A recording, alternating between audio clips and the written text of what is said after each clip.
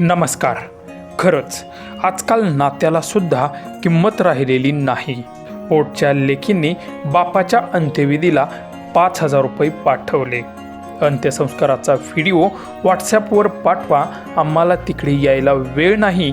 शेवटी बापाने तडपडून सोडला जीव. आजच्या या धावपळीच्या जगात कोणीच कोणाला वेळ देत नाही. अगदी रक्ताच्या नात्याला सुद्धा वेळेअभावी दूर लोटलं जात आहे. एक बाप आपल्या मुलांसाठी जीवाचं रान करून मोठं करतो. त्यांना नोकऱ्या लावून देतो. चांगला मुलगा बघून लग्नही लावून देतो. त्यासाठी आपल्या आयुष्यभराची जमापुंजी पणाला लावतो. अशा बापाला मुली वृद्धाश्रमात ठेवतात. शेवटी लाचार बापाचा अखेर वृद्धाश्रमातच अत्यंत करून अंत होतो. हे वृद्ध एकेकाळचे मोठे कापड व्यावसायिक होते. मुलगा नसल्यामुळे त्यांनी आपल्या 3ही मुलींवर खूप प्रेम केले. त्यांना शिकवले आणि स्वतःच्या पायावर उभे सुद्धा केले. 3 पैकी 2 मुली ह्या आज शिक्षिका म्हणून कार्यरत आहेत.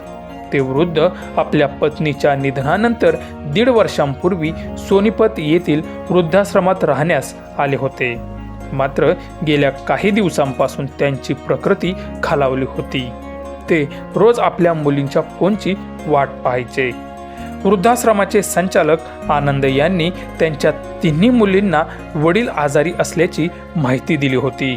मात्र कामाचे आणि वेळेचे कारण देत 3ही मुलींनी येण्याचे टाळले.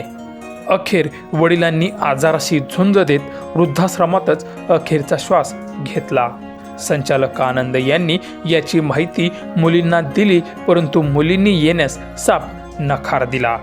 मोठ्या मुलीने फोनवरती 5,100 रुपये पाठवून सांगितले की वडिलांचे अंत्यसंस्कार व्यवस्थित करून घ्या आणि अंत्यसंस्काराचा व्हिडिओ आम्हाला व्हॉट्सॲपवर पाठवून द्या. ज्या आईवडिलांनी आपल्या मुलांसाठी अख्खं आयुष्य खर्च केलेलं असतं, ती मुलं एवढी निष्ठुर कशी होऊ शकतात, असा प्रश्न आश्रमातील व्यक्तींना पडला आहे.